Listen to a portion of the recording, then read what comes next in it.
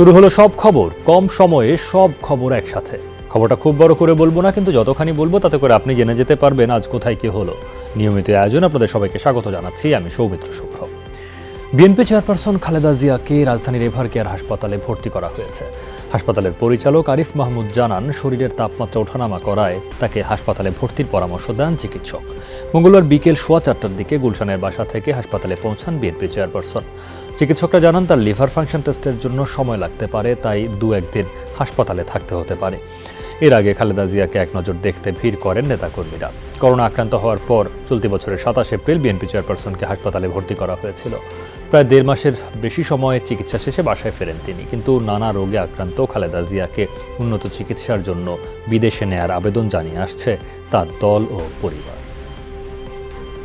স্বতন্ত্র মানেই খালেদা জিয়া, তাকে আজকে মিথ্যা মামলা দিয়ে তাকে অসুস্থ অবস্থায় গৃহে অন্তরীণ করে রেখেছেন। আজকে তিনি আবার হাসপাতালে যাচ্ছেন অসুস্থ অবস্থায়, আজকে আবার যাবেন। চলতি সপ্তাহেই 12 থেকে 17 বছর বয়সীদের করোনা টিকা দেওয়া শুরু হবে জানিয়েছেন স্বাস্থ্য অধিদপ্তরের মহাপরিচালক ডাক্তার আবুল বাশার মোহাম্মদ খুরশিদ আলম। মহাখালীতে স্বাস্থ্য অধিদপ্তরের স্বাস্থ্য অর্থনীতি ইউনিটের একটি অনুষ্ঠান শেষে এই তথ্য জানান তিনি। স্বাস্থ্যের ডিজি বলেন, টিকা সংরক্ষণ জটিলতার কারণে সারা দেশে 21টি কেন্দ্রে শিশুদের ফাইজারের টিকা দেওয়া হবে। তবে কোন কেন্দ্রে এই কার্যক্রম চালানো হবে তা এখনই বলবেন না বলে জানান ডাক্তার আবুল বাশার। নিবন্ধন প্রক্রিয়ার বিষয়ে জানতে চাইলে তিনি বলেন, প্রথমে স্কুলের কাছ থেকে তালিকা এনে টিকা দেওয়া হবে, পরে তাদের তথ্য সুরক্ষা ওয়েবসাইটে যুক্ত করা হবে। শিশুদের টিকা কেন্দ্র আলাদা হবে বলেও জানান স্বাস্থ্যের ডিজি। যেহেতু ফাইজার ভ্যাকসিনটাই এখন পর্যন্ত বাচ্চাদের দেয়া হয়েছে বিভিন্ন দেশে, আমরা ফাইজার ভ্যাকসিনটা দেব। আমাদের একটা বড় পরিকল্পনা আছে। সেই পরিকল্পনাটার একটা বড় অংশ হচ্ছে যে সমস্ত জায়গাগুলোতে ফাইজার ভ্যাকসিন নেওয়া যাবে সেরকম 21টা কেন্দ্র আমরা সারা দেশে ঠিক করেছি। ই কমার্স প্রতিষ্ঠান ই-ভ্যালি পরিচালনায় বোর্ড গঠন করে দেবেন হাইকোর্ট। একজন করে সাবেক বিচারপতি, সচিব, চার্টার্ড অ্যাকাউন্ট্যান্ট ও আইনজীবীর সমন্বয়ে গঠিত হবে এই বোর্ড। আজ এই বিষয়ে আদেশ দেবেন বিচারপতি খুরশিদ আলম সরকারের বেঞ্চ। মঙ্গলবার সকালে ই কমার্স প্রতিষ্ঠান ই-ভ্যালির বিষয়ে এক শুনানিতে এমনটাই জানান হাইকোর্ট।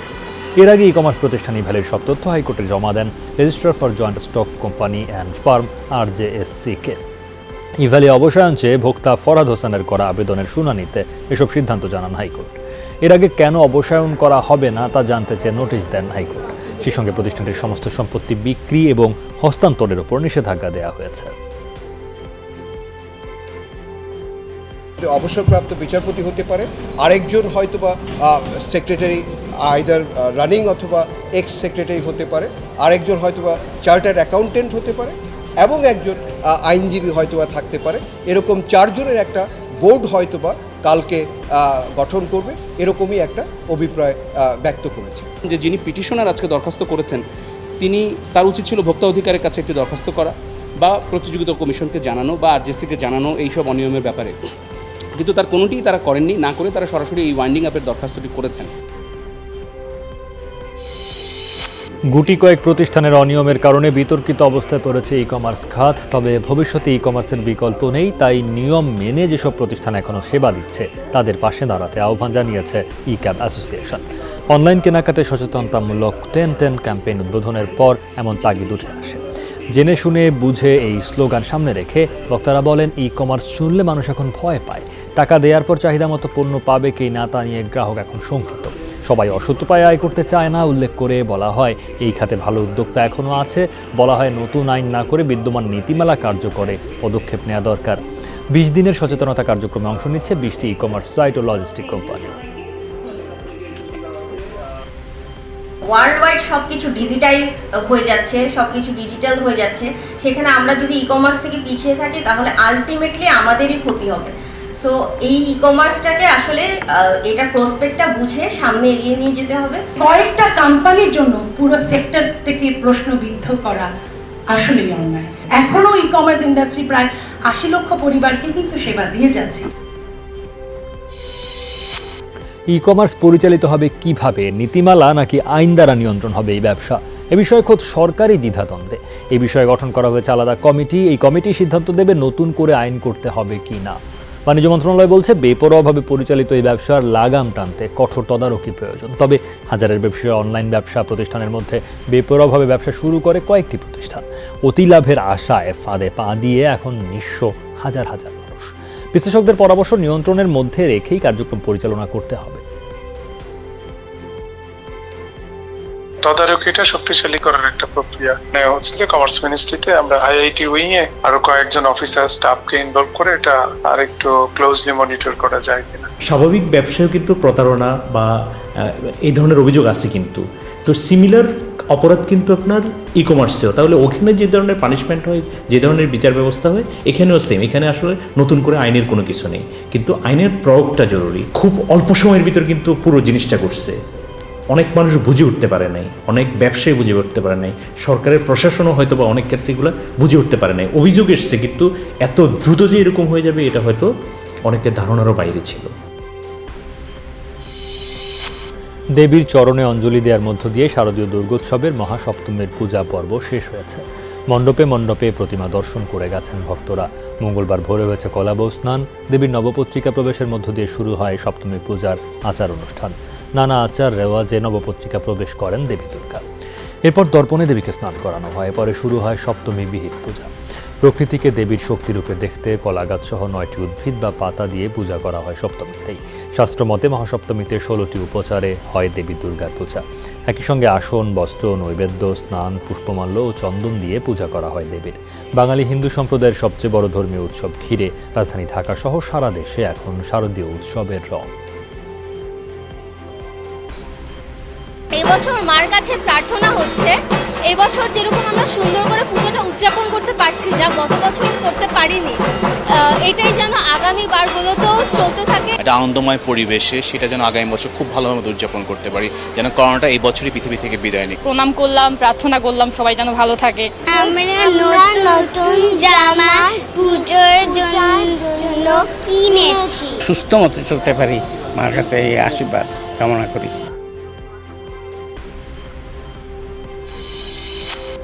ধর্মের নামে দেশে যারা বিশৃঙ্খলা তৈরি করতে চেয়েছিল তাদের কঠোরভাবে দমন করা হয়েছে, একথা বলেছেন স্বরাষ্ট্রমন্ত্রী আসাদুজ্জামান খান। মঙ্গলবার সকালে রাজধানীর স্বামীবাগে লোকনাথ মন্দিরে দুর্গাপূজার মহাসপ্তমীতে মণ্ডপ পরিদর্শন ও বস্ত্র বিতরণ শেষে তিনি এ মন্তব্য করেন। মন্ত্রী বলেন, দেশের মানুষ ধর্মভীরু, ধর্মান্ধ নয়।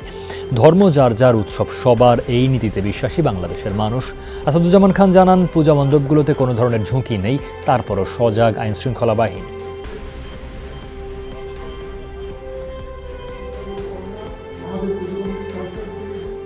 যারা অস্থিতিশীল পরিস্থিতি নিজের স্বার্থের জন্য করতে চেষ্টা করে, তাদের জন্য আইন শৃঙ্খলা বাহিনী সজাগ রয়েছে। আমাদের দেশের মানুষ তার প্রতিবেশী কে কি করছে সুখে থেকে তার পাশে দাঁড়ায়। আমাদের মাননীয় প্রধানমন্ত্রী যে দিক নির্দেশনা, ধর্ম যার যার উৎসব সবার, আমরা সেই নীতিতেই, বাংলাদেশের মানুষ সেই নীতিটাকে হৃদয়ে ধারণ করি। শারদীয় দুর্গাপূজার মহাসপ্তমীতে মিরপুর কেন্দ্রীয় মন্দিরে শারদীয় সংকলন অর্ঘ্য এর মোড়ক উন্মোচন করেছে ঢাকা উত্তর সিটি কর্পোরেশনের মেয়র আতিকুল ইসলাম। মঙ্গলবার সন্ধ্যায় মিরপুর কেন্দ্রীয় মসজিদে তিনি সংকলনটির উদ্বোধন করেন, কেন্দ্রীয় মন্দিরে তিনি সংকলনটির উদ্বোধন করেন এবং এ সময় উপস্থিত ছিলেন ঢাকা 14 আসনের সংসদ সদস্য আগা খান মিন্টু। অতিথিরা বলেন, সাম্প্রদায়িকতা মুক্ত যে বাংলাদেশের স্বপ্ন বঙ্গবন্ধু দেখেছেন, তারই প্রতিফলন পূজা মণ্ডপগুলো। সব ধর্মের মানুষের আনন্দ উদযাপনের উপলক্ষ হয়েছে শারদীয় দুর্গাপূজা। পূজায় স্বাস্থ্যবিধি ততটা মানা হচ্ছে না জানিয়ে মেয়র শঙ্কা প্রকাশ করেন। সবাইকে মাস্ক পরিধান সহ পরিষ্কার পরিচ্ছন্নতার তাগিদ দেন আতিকুল ইসলাম। এই সময় এই মন্দিরটা সবার জন্য ওপেন। এখানে হিন্দু, মুসলিম, বৌদ্ধ, খ্রিস্টান সব ধরনের মানুষ এখানে আসেন। আমরা সবার সাথে সম্প্রীতি রেখে, সহমর্মিতা রেখে আমরা যে কোনো অনুষ্ঠান করে থাকি। ধর্ম, বর্ণ নির্বিশেষে সবাই আমরা একসাথে থাকব। কি মুসলমান, কি হিন্দু, কি বৌদ্ধ, কি খ্রিস্টান।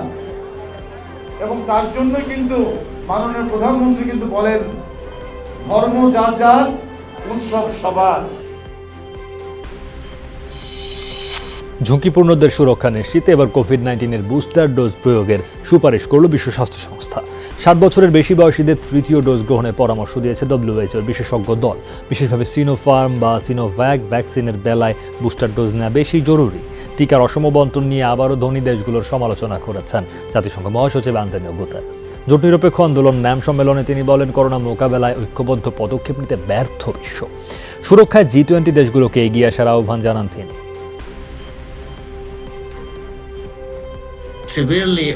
অনেকেই আছেন 2 ডোজ টিকা যাদের শরীরে যথার্থ অ্যান্টিবডি তৈরি করেনি। লাতিন আমেরিকায় গবেষণায় দেখা গেছে সিনোভ্যাক ও সিনোফার্মের টিকা নির্দিষ্ট সময়ের পর ঝুঁকিপূর্ণদের সুরক্ষা দিতে পারছে না। পূর্ণ সুরক্ষার জন্য তাদের অতিরিক্ত ডোজ নেওয়া প্রয়োজন। বিশ্বের অন্তত 400 কোটি মানুষ প্রয়োজনের মুহূর্তে কোনো ধরনের আর্থিক, সামাজিক ও স্বাস্থ্যসেবা পায়নি। টেকসই উন্নয়ন লক্ষ্যমাত্রা ব্যর্থতার ঝুঁকিতে। অস্থিতিশীলতা আর সংঘাতপূর্ণ এলাকাগুলোর মানুষ সবচেয়ে বেশি দুর্ভোগ পোহাচ্ছে।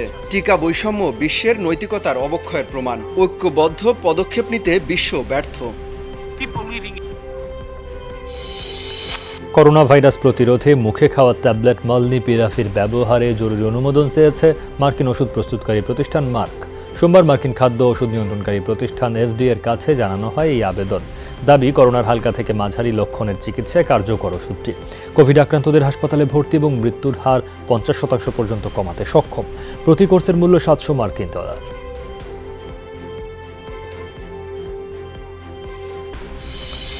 টি-20 বিশ্বকাপের খবর। প্রথম আনুষ্ঠানিক প্রস্তুতি ম্যাচে বাংলাদেশকে 4 উইকেটে হারিয়েছে শ্রীলঙ্কা। বাংলাদেশের 7 উইকেটে করা 147 রান, 6 বলার 4 উইকেট হাতে রেখেই টপকে যায় লঙ্কানরা। বাংলাদেশের হয়ে অলরাউন্ড পারফরম্যান্স সৌম্য সরকারের। আবুধাবির শেখ জায়েদ স্টেডিয়ামে টস জিতে ব্যাট করতে নেমে দুশ্মন চামিরার শিকার হয়ে মাত্র 16 রানে সাজঘরে ফেরেন লিটন দাস। 11 রান করে আউট হন নাইম শেখ। পাওয়ার প্লের 6 ওভারে 2 উইকেটে 41 রান করে নাসির ডোমিঙ্গো শিষ্যরা। 13 রান করে দ্রুত ফেরেন মুশফিকুর রহিমও। এদিন রানের দেখা পেয়েছেন সৌম্য সরকার। 26 বলে 34 রান ইনিংসে 2টি ছক্কা আর 1 4 সৌম্যের। জবাব দিতে নেমে টাইগারদের বোলিং তোপের মুখে পড়ে লঙ্কানরা।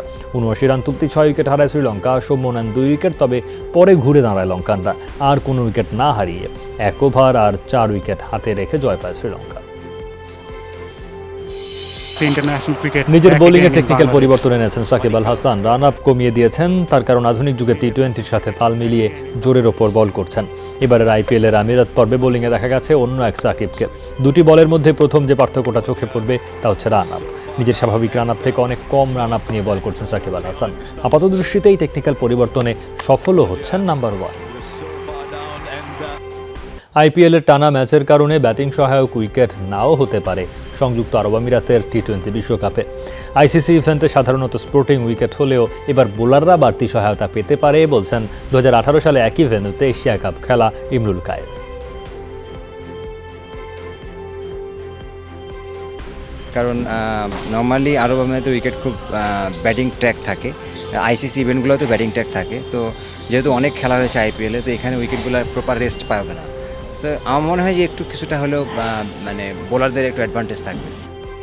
দলীয়করণ এবং আমলা লীগের মাধ্যমে সব গণতান্ত্রিক প্রতিষ্ঠানকে ধ্বংস করেছে সরকার, এমন অভিযোগ করেছেন বিএনপি মহাসচিব মির্জা ফখরুল ইসলাম আলমগীর। মঙ্গলবার সকালে ঢাকা রিপোর্টার্স ইউনিটের DRU-তে কৃষক দলের প্রতিনিধি সভায় তিনি বলেন, আমলাদের দ্বারা দেশ পরিচালনা করছে সরকার, গণতান্ত্রিক প্রতিষ্ঠানগুলোকে ধ্বংস করে দুর্নীতি আর লুটপাটের রাজত্ব কায়েম করেছে আওয়ামী লীগ। সার্চ কমিটির মাধ্যমে নির্বাচন কমিশন গঠনে সরকারের সিদ্ধান্তের সমালোচনা করেন বিএনপি মহাসচিব।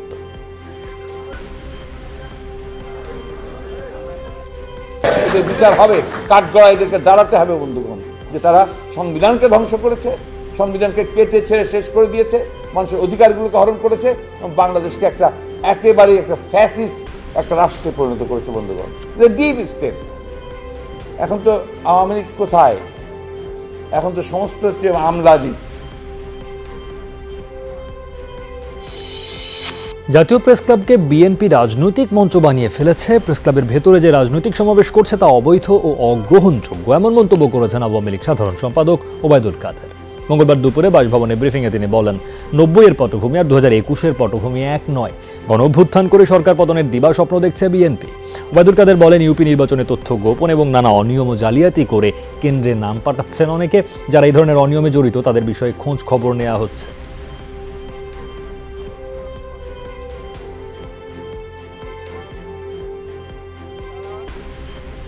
জাতীয় প্রেস ক্লাবে সাধারণত সাংবাদিক, সাংস্কৃতিক ও সামাজিক বিভিন্ন সংগঠন তাদের আলোচনা সভা করে থাকে, কিন্তু বিএনপি প্রেস ক্লাবকে এখন রাজনৈতিক মঞ্চ বানাচ্ছে। তারা প্রেস ক্লাবের ভেতরে রাজনৈতিক সমাবেশ করছে, যা অবৈধ এবং অগ্রহণযোগ্য। নির্বাচন কমিশনের মেয়াদের শেষ পর্যায়ে নতুন করে আবারও সামনে আসছে পুরনো প্রশ্ন। গ্রহণযোগ্য নির্বাচনের জন্য নিরপেক্ষ কমিশনই কি যথেষ্ট? বিশ্লেষকরা বলছেন, শুধু ইসি নিরপেক্ষ হলেই হবে না, গ্রহণযোগ্য নির্বাচনের জন্য প্রশাসন তথা সরকারের আন্তরিকতাও জরুরি। তাই সবার আগে আইন করা জরুরি বলে মনে করেন বিশ্লেষকরা।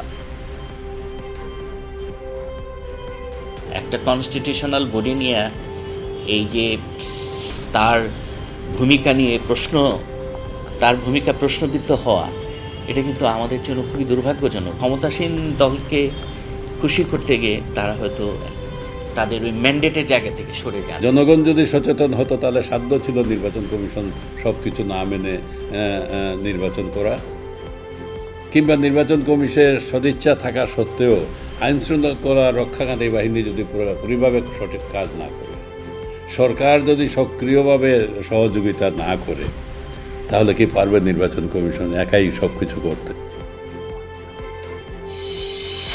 অবৈধ সম্পদ অর্জন ও তথ্য গোপনের অভিযোগে করা দুদকের মামলায় সাবেক স্বরাষ্ট্র প্রতিমন্ত্রী লুৎফুজ্জামান বাবরের 8 বছরের কারাদণ্ড দেওয়া হয়েছে। ঢাকার বিশেষ জজ আদালত 7-এর বিচারক মোহাম্মদ শহীদুল ইসলাম এই মামলার রায় ঘোষণা করেন। তথ্য গোপনের জন্য 3 বছর এবং অবৈধ সম্পদ অর্জন মামলায় আরও 5 বছরের সাজা দেওয়া হয় সাবেক স্বরাষ্ট্র প্রতিমন্ত্রী লুৎফুজ্জামান বাবরকে। এরই মধ্যে সাজা খাটা হয়ে গেলেও আপিল করবেন বলে জানিয়েছেন আসামি পক্ষের আইনজীবী। জেলে থাকাকালীন অবস্থায় HSBC ব্যাংক সিঙ্গাপুর থেকে 2টো ব্যাংক ড্রাফট এসছে। এই টাকাটা তার অ্যাকাউন্টে 6,79 লক্ষ টাকা জমা হয়েছে। এখন এই টাকার মালিক তিনি, আর আমরা প্রমাণ করতে পারলাম না, এই কথা যদি বলেন এটা তো ঠিক হলো না। 2টি ধারায় সর্বমোট 8 বছরের শাস্তি দিয়েছেন। 26-এর 2 ধারায় দিয়েছেন 3 বছর, আর 27-এর 1 ধারায় দিয়েছেন 5 বছর। তবে উনি বলছেন যে উভয় সাজা কনকারেন্টলি চলবে। আমরা এই কনভিকশনটাকে আমরা চ্যালেঞ্জ করি এবং এই কনভিকশনের এগেইনস্টে আমরা উচ্চ আদালতে আপিল দায়ের করব। শ্রম আইন লঙ্ঘনের অভিযোগে ফৌজদারি আইনে করা মামলায় গ্রামীণ টেলিকমের চেয়ারম্যান নোবেল বিজয়ী অর্থনীতিবিদ ডক্টর মোহাম্মদ ইউনুসের জামিন মঞ্জুর করেছেন আদালত। শুনানি শেষে আদালত 10,000 টাকা মুচলেকায় ইউনুস সহ 4 জনের জামিন আবেদন মঞ্জুর করেন। গত 9 সেপ্টেম্বর কলকারখানা ও প্রতিষ্ঠান অধিদপ্তরের শ্রম পরিদর্শক আরিফুজ্জামান শ্রম আইন লঙ্ঘনের অভিযোগ এনে ডক্টর মোহাম্মদ ইউনুস সহ 4 জনের বিরুদ্ধে ফৌজদারি আইনে একটি মামলা করেন। আদালত 12 অক্টোবরের মধ্যে তাদের আদালতে হাজির হওয়ার জন্য সমন জারি করেন। হিন্দু বিধবা নারীরা শুধু বসত ভিটা নয়, স্বামীর সব সম্পত্তিতে ভাগ পাবেন, এমন রায় পূর্ণাঙ্গভাবে প্রকাশ করেছেন হাইকোর্ট। এক্ষেত্রে 1937 সালের Hindu women's rights to property act বাংলাদেশে প্রযোজ্য হয়। বিচারপতি মোহাম্মদ মিফতাউদ্দিন চৌধুরীর একক হাইকোর্ট বেঞ্চ গত সেপ্টেম্বর মাসের শেষ সপ্তাহে 22 পৃষ্ঠার এই রায়ে প্রকাশ করেছেন। রায়ে আদালত বলেছেন, আইনে কোনো সুনির্দিষ্ট সম্পত্তির কথা নেই। সম্পত্তি শব্দের অর্থ সব সম্পত্তি, যেখানে স্থাবর বা অস্থাবর, বসতভিটা, কৃষিভূমি, নগদ টাকা বা অন্য যে কোনো ধরনের সম্পত্তি গণ্য হবে। কৃষিজমি ও বসতভিটার মধ্যে পার্থক্য করার সুযোগ নেই এবং এ ধরনের সম্পত্তি বিধবার বেঁচে থাকার জন্য প্রয়োজনীয়। এর আগে গত বছরের 2 সেপ্টেম্বর খুলনার হিন্দু পরিবারের সম্পত্তি নিয়ে করা এক আবেদনের শুনানি শেষে বিচারপতি মোহাম্মদ মিফতাউদ্দিন চৌধুরীর একক হাইকোর্ট বেঞ্চ ওই রায় দেন।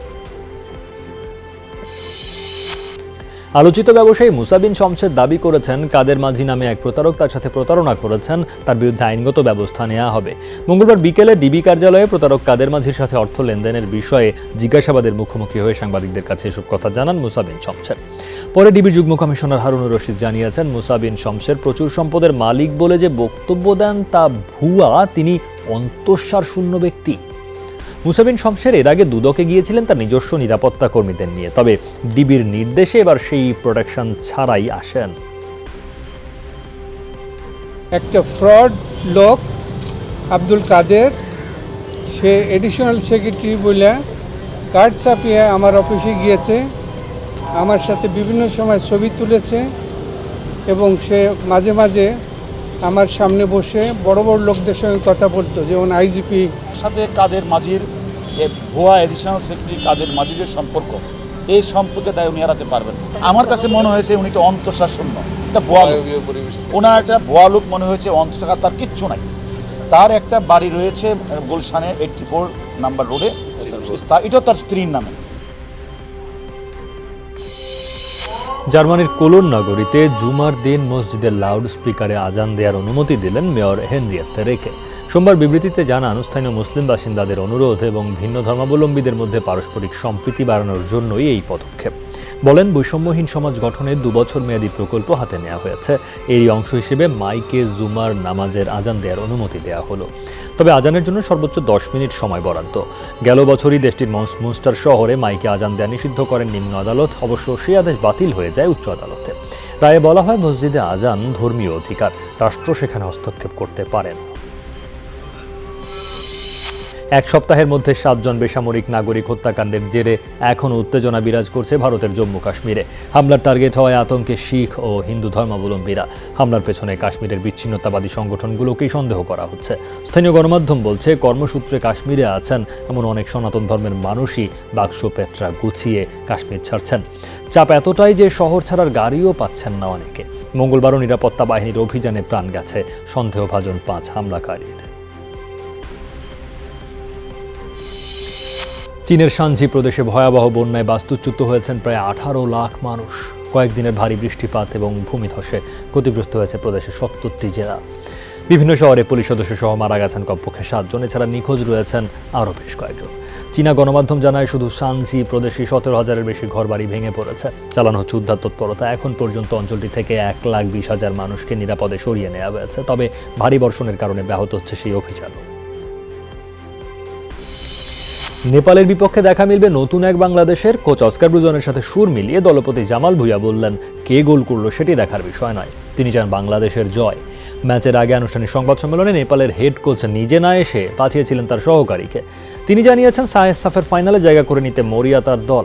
ম্যাচটি শুরু হবে বাংলাদেশ সময় বিকেল 5টায়।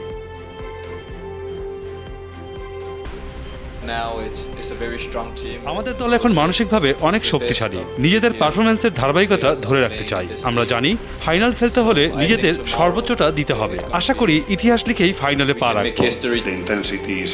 এখন সময় এসেছে সবাইকে দেখানোর যে বাংলাদেশের ফুটবল জেগে উঠেছে।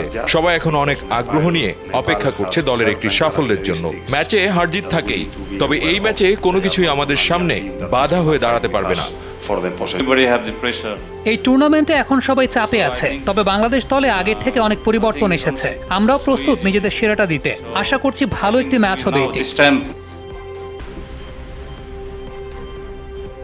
টি-20 ক্রিকেটে পছন্দের সেরা 5 জনকে বেছে নিলেন আফগানিস্তানের পোস্টার বয় রাশিদ খান।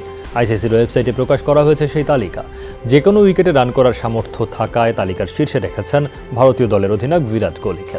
ঠান্ডা মেজাজে খেলার পাশাপাশি সুযোগ বুঝে বাউন্ডারি মারার দক্ষতা থাকায় কেন উইলিয়ামসনকে এই তালিকার দ্বিতীয় অবস্থানে রেখেছেন Rashid Khan. Mister 360 degree batter AB de Villiers আছেন তার পছন্দের 3 নম্বরে। পছন্দের তালিকার 4 নম্বরে রেখেছেন 2012 ও 2016 সালে টি-20 বিশ্বকাপ জেতা কাইরন পোলার্ডকে। আর 5 নম্বরে আছেন হার্দিক পান্ডিয়া।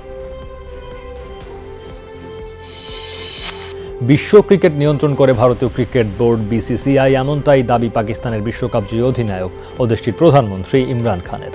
তার মতে বিসিসিআই এর আর্থিকভাবে ক্ষমতাধর, এই কারণে নিউজিল্যান্ড ও ইংল্যান্ড কখনোই ভারতের সঙ্গে সফর বাতিল করার সাহস দেখাবে না। এদিকে আসন্ন টি-20 বিশ্বকাপে ভারত ও পাকিস্তান একই গ্রুপে আছে। 24 অক্টোবর মুখোমুখি হবে তারা। এর আগে পিসিবি চেয়ারম্যান রমিজ রাজা জানিয়েছেন, ভারতের বিপক্ষে জিততে পারলেই পাকিস্তানি ক্রিকেটারদের দেওয়া হবে ব্ল্যাঙ্ক চেক। এদিকে বিশ্বকাপ বাছাই পর্বে আজ আলাদা ম্যাচে মাঠে নামবে ইংল্যান্ড ও পর্তুগাল, যেখানে হাঙ্গেরিকে আতিথ্য দেবে ইংল্যান্ড। আর ক্রিস্টিয়ানো রোনালদোর পর্তুগাল লড়বে লুক্সেমবার্গের বিপক্ষে। দুটি ম্যাচে শুরু হবে রাত 1:45টায়। আই গ্রুপের শীর্ষ দল ইংল্যান্ড 7 ম্যাচ খেলে 21 পয়েন্ট নিয়ে সবার উপরে সাউথগেট শীর্ষরা। দ্বিতীয় স্থানে থাকা আলবেনিয়ার চেয়ে 4 পয়েন্ট এগিয়ে ইংলিশরা। এই ম্যাচে জয় পেলে কাতার বিশ্বকাপের মূল পর্বের পথে আরও এক ধাপে এগিয়ে যাবে দলটি। যদিও দারুণ ছন্দে আছে ইংলিশ শিবির। সবশেষ ম্যাচে আন্ডোরাকে হারিয়েছে 5-0 ব্যবধানে। হাঙ্গেরির বিপক্ষে একাদশে বেশ কিছু পরিবর্তন আনতে পারেন কোচ সাউথগেট। আক্রমণ ভাগে হ্যারি কেইন, রাহিম স্টার্লিং এর সঙ্গে একাদশে দেখা যেতে পারে গোলরক্ষক জর্ডান পিকফোর্ড ও মিডফিল্ডার জর্ডান হেন্ডারসনকে। এদিকে এই গ্রুপের ম্যাচে পর্তুগাল আতিথ্য দেবে লুক্সেমবার্গকে। বিশ্বকাপ বাছাইয়ের লড়াইয়ে খুব একটা স্বস্তিতে নেই পর্তুগিজরা। 5 ম্যাচ খেলে 13 পয়েন্ট নিয়ে আছে টেবিলের দ্বিতীয় স্থানে। 1 পয়েন্ট বেশি নিয়ে শীর্ষে আছে সার্বিয়া, যদিও গ্রুপে এখন অপরাজিত রোনালদো ফার্নান্দেসরা। সবশেষ ম্যাচে কাতারকে 3-0 গোলে হারানো পর্তুগিজ শিবির আছে সেরা ছন্দে। বিপরীতে সার্বিয়ার কাছে হারের অভিজ্ঞতার সঙ্গে লুক্সেমবার্গের। সিলেটে জেলা ও মহানগর ছাত্রলীগের নতুন কমিটি প্রত্যাখ্যান করে বিক্ষোভ করেছে পদবঞ্চিত নেতাকর্মীরা। মঙ্গলবার দুপুরে সিলেট জেলা ছাত্রলীগ সভাপতি হিসেবে নাজমুল আলম ও সাধারণ সম্পাদক হিসেবে রাহেল সিরাজ এবং মহানগরের সভাপতি কিশোর জাহান সৌরভ এবং সাধারণ সম্পাদক হিসেবে নাইম আহমদের নাম ঘোষণা করা হয়। এছাড়া কেন্দ্রীয় সদস্য হিসেবে আরও 6 জনের নাম ঘোষণা করেন সিনিয়র নেতারা। এর পরপরই ছাত্রলীগের একাংশের মধ্যে চরম ক্ষোভ দেখা দেয়। সাবেক সভাপতি অভিযোগ করেন টাকার বিনিময়ে শীর্ষ পদ দখল করা হয়েছে।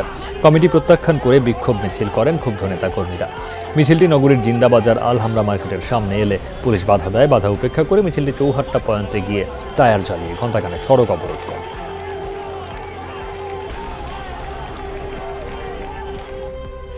কমিটিতে ছাত্রলীগের জেলা মহানগর যে 4 জন হয়েছেন প্রত্যেকেই 30 লক্ষ করে 1 কোটি 20 লক্ষ টাকার বিনিময়ে কেন্দ্রীয় ছাত্রলীগের সভাপতি সাধারণ সম্পাদক 60 লক্ষ টাকার বিনিময়ে কমিটি ঘোষণা করেছেন।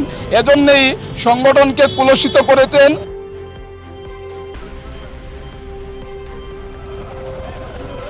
ব্রাহ্মণবাড়িয়ার আখাউড়ায় হত্যা মামলায় এক আসামির যাবজ্জীবন কারাদণ্ড দিয়েছেন আদালত। 1 বছর করে কারাদণ্ড দেওয়া হয়েছে 5 জনকে। খালাস পেয়েছেন 46 জন। মঙ্গলবার দুপুরে অতিরিক্ত দায়রা জজ দ্বিতীয় আদালতের বিচারক আবু উবায়দা এই রায় দেন। মামলায় বলা হয়, পূর্ববিরোধের জেরে 2007 সালে দেলোয়ার হোসেনকে কুপিয়ে হত্যা করে প্রতিপক্ষের লোকজন। এই ঘটনায় একই এলাকার বাবুল মিয়াকে প্রধান আসামি করে 53 জনের বিরুদ্ধে মামলা হয়। তদন্ত চলাকালীন এক আসামির মৃত্যু হয়। পরে 52 জনকে অভিযুক্ত করে চার্জশিট দেয় পুলিশ। সাক্ষ্য গ্রহণ ও যুক্তিতর্ক শেষে আদালত আজ রায় ঘোষণা করেন। এই রায়ে অসন্তোষ জানিয়েছে বাদীপক্ষ। রায়ের বিরুদ্ধে উচ্চ আদালতে যাওয়ার কথা জানিয়েছেন তারা। আসামিদের অব্যাহতির আবেদনের পরিপ্রেক্ষিতে সিলেট এমসি কলেজ ছাত্রাবাসে গৃহবধূকে সংঘবদ্ধ ধর্ষণের ঘটনায় চাঁদাবাজি ও ছিনতাই মামলায় অভিযোগ গঠন হয়নি। অব্যাহতি আবেদনের শুনানি শেষে চার্জ গঠন করা হবে বলে জানিয়েছেন রাষ্ট্রপক্ষের আইনজীবী। সিলেট নারী ও শিশু নির্যাতন দমন ট্রাইব্যুনালের ছিনতাই ও চাঁদাবাজির মামলার চার্জ গঠনের দিন নির্ধারিত ছিল মঙ্গলবার। মামলার প্রধান আসামি সাইফুর রহমান সহ 3 আসামির আইনজীবী অব্যাহতির আবেদন করলে বিচারক মহিতুল হক আবেদনটি শুনানির জন্য রেখে দেন।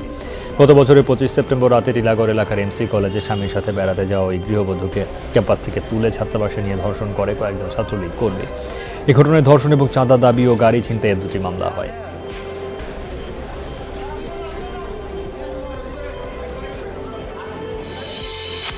বাংলাদেশের ওয়ার্কার্স পার্টির রাজশাহী মহানগর কার্যালয় ভবনের সামনের অংশ ধসে পড়েছে। তবে এই ঘটনায় কেউ হতাহত হয়নি। সাহেববাজারের দ্বিতল শতবর্ষী ভবনটি গণপূর্তের মালিকানাধীন, যা কয়েক বছর ধরেই ছিল ঝুঁকিপূর্ণ। মঙ্গলবার ভোরে হঠাৎই সামনের অংশটি বিকট শব্দে ভেঙে পড়ে। ওই সময় ভবনে 5 জন থাকলেও তাদের কোনো ক্ষতি হয়নি। ওয়ার্কার্স পার্টির নেতৃবৃন্দ জানান, গণপূর্তের কাছ থেকে নিচতলা রাজশাহী প্রেস ক্লাব ও দোতলা ইজারা নেয়া ওয়ার্কার্স পার্টির। দীর্ঘদিন ধরে তারা ঝুঁকিপূর্ণ ভবনটি সংস্কারের জন্য গণপূর্তকে বলছিলেন, কিন্তু তারা কান দেননি। এ বিষয়ে গণপূর্ত অধিদপ্তরের কর্মকর্তাদের সাথে যোগাযোগ করা হলে তারা কথা বলতে রাজি হননি।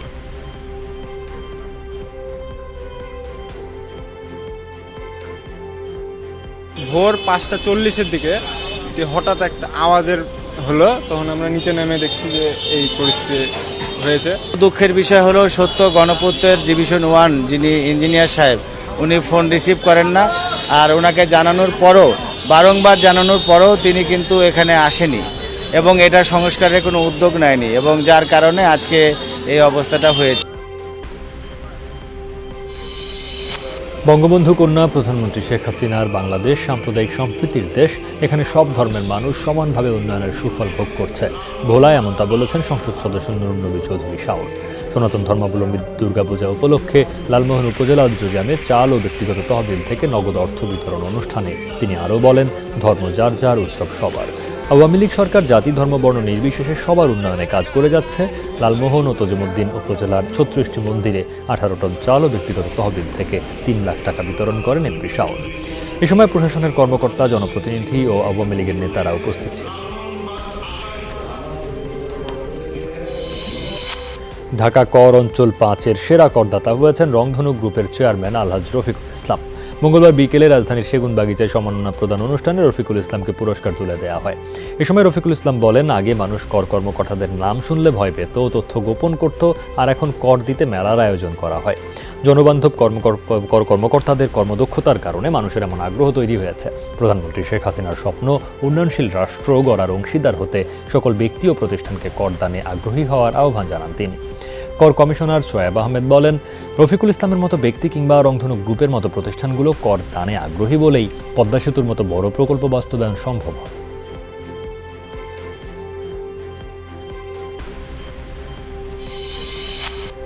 শ্রদ্ধা আর ভালোবাসায় বনানী কবরস্থানে সমাহিত করা হয়েছে 21শে পদকপ্রাপ্ত সাংস্কৃতিক ব্যক্তিত্ব ডক্টর ইনামুল হককে। এর আগে কেন্দ্রীয় শহীদ মিনারে তার মরদেহ নেয়ার পর শ্রদ্ধা জানান সর্বস্তরের মানুষ। গুণী মানুষকে হারিয়ে শোকাহত সহযোদ্ধাদের আক্ষেপ, দেশ হারিয়েছে একজন পরিচ্ছন্ন সাংস্কৃতিক ব্যক্তিত্বকে। স্বজন সতীর্থদের চোখের জলে চিরবিদায় নিলেন তিনি। শহীদ মিনার থেকে মঙ্গলবার বেলা 12টার দিকে ডক্টর ইনামুল হকের মরদেহ নেওয়া হয় তার দীর্ঘদিনের কর্মস্থল বুয়েটে। সেখানে শ্রদ্ধা জানান শিক্ষক, শিক্ষার্থী ও কর্মকর্তা কর্মচারীরা।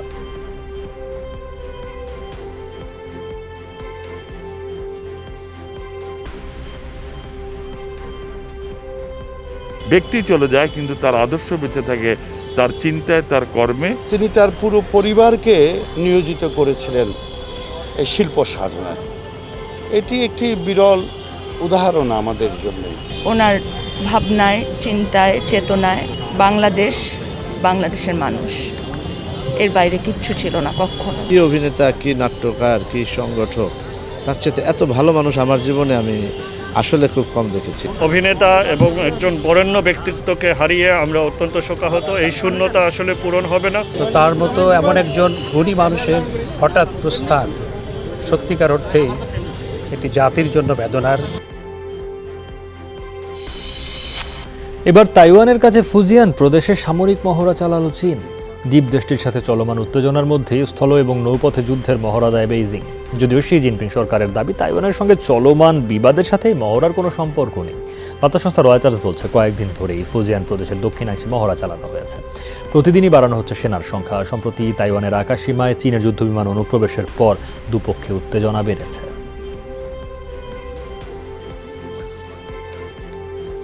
নতুন আকাশ প্রতিরক্ষা ব্যবস্থার সফল পরীক্ষা চালালো ইরান। মাজিদ নামের ওই প্রতিরক্ষা ব্যবস্থায় স্বল্প পাল্লার ক্ষেপণাস্ত্র সংযুক্ত রয়েছে। কাশিফ 99 রাডার ব্যবস্থার মাধ্যমে পরিচালিত হবে সেটি। স্থলভাগের পাশাপাশি যুদ্ধজাহাজ থেকে পরিচালনা করা সম্ভব মাজিদ। এর মাধ্যমে নিজ আকাশসীমাকে আরও সুরক্ষিত করা হয়েছে বলে দাবি ইরানের।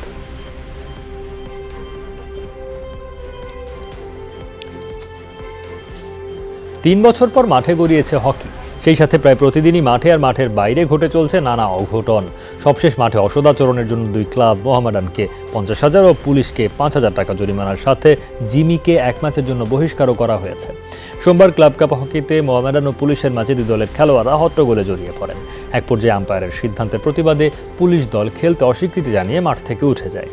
এ সময় পরিস্থিতি নিয়ন্ত্রণে আনতে মাঠে থাকা পুলিশ কর্তাদের সাথে হট্টগোলে জড়িয়ে পড়েন মোহামেডান অধিনায়ক জিমি। এই ঘটনায় আম্পায়ারের রিপোর্টের উপর ভিত্তি করে লীগ কমিটি জরিমানা করেছে।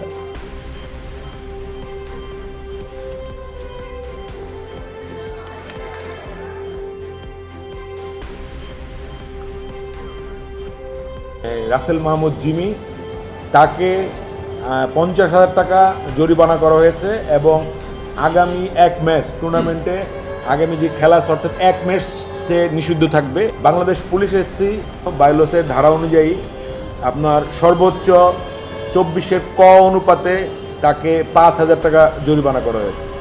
আন্তর্জাতিক মান বজায় না রেখে যদি খেলা পরিচালনা করা না হয় সেক্ষেত্রে আমাদের পক্ষে খেলা সম্ভব হবে না। একটা মিথ্যা শাস্তি এবং ভিত্তিহীন ইয়ের উপর ভিত্তি করে শাস্তি দেওয়া হয়েছে, এটা আমরা ফেডারেশন সভাপতি বরাবর আবেদন করব। বজ্রপাত নিরোধে 476 কোটি টাকার প্রকল্প হাতে নিচ্ছে সরকার। সচেতনতা বৃদ্ধি, আগাম সতর্কবার্তার জন্য বিশেষ প্রযুক্তি স্থাপন ও আশ্রয় কেন্দ্র নির্মাণে ব্যয় হবে এই অর্থ, জানিয়েছেন দুর্যোগ ব্যবস্থাপনা ও ত্রাণ প্রতিমন্ত্রী ডাক্তার এনামুর রহমান। মঙ্গলবার দুপুরে সচিবালয়ের দুর্যোগ প্রশমন দিবস নিয়ে ব্রিফিংয়ে তিনি এসব কথা জানান। বলেন, গত 10 বছরে 2000 মানুষ বজ্রপাতে মারা গেছেন। বিষয়টি বিবেচনা করে সরকার 3 বছর মেয়াদী প্রকল্পটি দ্রুত বাস্তবায়ন করতে চায়।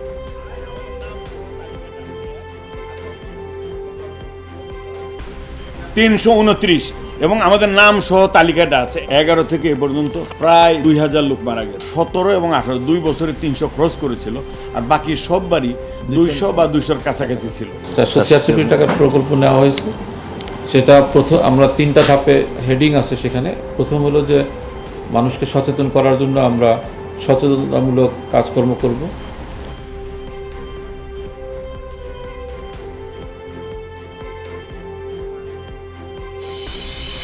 ব্রাহ্মণবাড়িয়া সদর থেকে এসএসসি পরীক্ষার্থী তরুণীকে অপহরণের ঘটনায় মামলার প্রধান আসামি জসিমউদ্দিনকে গ্রেপ্তার করেছে র্যাব। রাজধানীর বাড্ডা থেকে তাকে গ্রেপ্তার করা হয়। মঙ্গলবার দুপুরে মিডিয়া সেন্টারে এক সংবাদ সম্মেলনে এই তথ্য দেন র্যাবের মুখপাত্র কমান্ডার খন্দকার আল মই। প্রাথমিক জিজ্ঞাসাবাদে আসামি জানায়, দীর্ঘদিন ধরে তরুণীকে প্রেমের প্রস্তাব দিয়ে আসছিল, রাজি না হলে তাকে অপহরণের সিদ্ধান্ত নেয়। গত 9 অক্টোবর আসামি জসিম তার সহযোগীদের নিয়ে তরুণীকে জোরপূর্বক প্রাইভেট কারে তুলে নিয়ে যায়। যে গ্রেফতারকৃত জসিমউদ্দিন দীর্ঘদিন প্রবাসী ছিল এবং প্রবাসে থেকে আসার পর থেকে এবং প্রবাসে থাকাকালীন সময়েও যে ভুক্তভোগী যে তরুণী তাকে বিভিন্ন সময় উত্ত্যক্ত করে আসছিল, তাকে প্রেমের প্রস্তাব দেওয়া হয়েছিল এবং তাকে বিভিন্ন সময় বিয়ের প্রস্তাবও দেওয়া হয়। রাজধানীর নর্দা এবং জয়পুরহাটে অভিযান চালিয়ে কিডনি কেনাবেচা চক্রের 5 সদস্যকে গ্রেফতার করেছে র্যাব। মঙ্গলবার দুপুরে কারওয়ান বাজারে মিডিয়া সেন্টারে ব্রিফিংয়ে তথ্য জানানো হয়।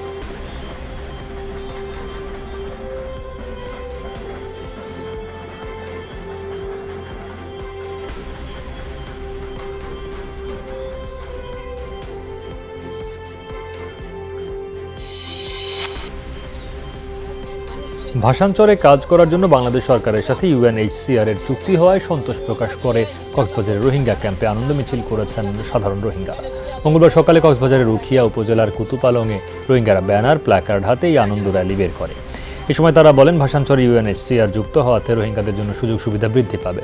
আনন্দ র্যালি শেষে উভয় ক্যাম্পেই রোহিঙ্গারা নিজেদের মধ্যে মিষ্টি বিতরণ করে।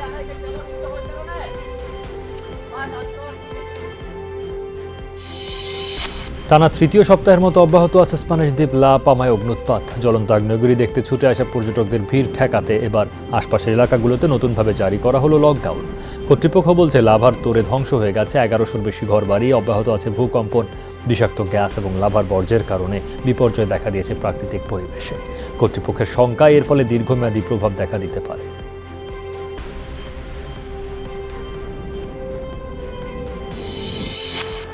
সাইক্লোন কোম্পাসুর তাণ্ডবে লণ্ডভণ্ড ফিলিপাইন। মঙ্গলবার দেশটির দুর্যোগ ব্যবস্থাপনা মন্ত্রণালয় জানিয়েছে, বন্যা ভূমিধসে নিহত কমপক্ষে 9 জন, এখনও নিখোঁজ 11। সোমবার ঘন্টায় 100 কিলোমিটার গতিবেগে ফিলিপাইনের ভূখণ্ডে আঘাত হানে ঝড়টি। এর আগে উপকূলীয় এলাকাগুলো থেকে 1600-র বেশি মানুষকে সরানো হয় নিরাপদ আশ্রয়ে। দুর্যোগ ব্যবস্থাপনা মন্ত্রণালয়ের তথ্য অনুসারে বেঙ্গুয়েত প্রদেশে ভূমিধসে কমপক্ষে 4 জন প্রাণ হারিয়েছেন। পালাওয়ান এলাকায় বন্যার পানির তোড়ে ভেসে গেছেন অনেকে। 5 জনের মরদেহ উদ্ধার করা হয়েছে। নিখোঁজদের সন্ধানে চলছে উদ্ধার তৎপরতা। এছাড়া বিদ্যুৎ ও পানি সংযোগ ফেরাতে চলছে কার্যক্রম। আবহাওয়া দপ্তরের পূর্বাভাস, মঙ্গলবার বিকেলেই স্বাভাবিক হবে পরিস্থিতি।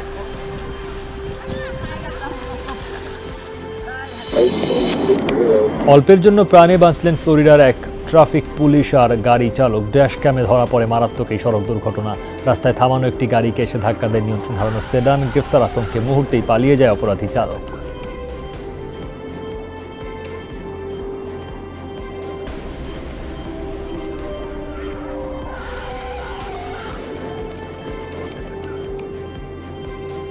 এই ছিল সব খবরে। এতক্ষণ সাথে থাকার জন্য ধন্যবাদ সবাইকে।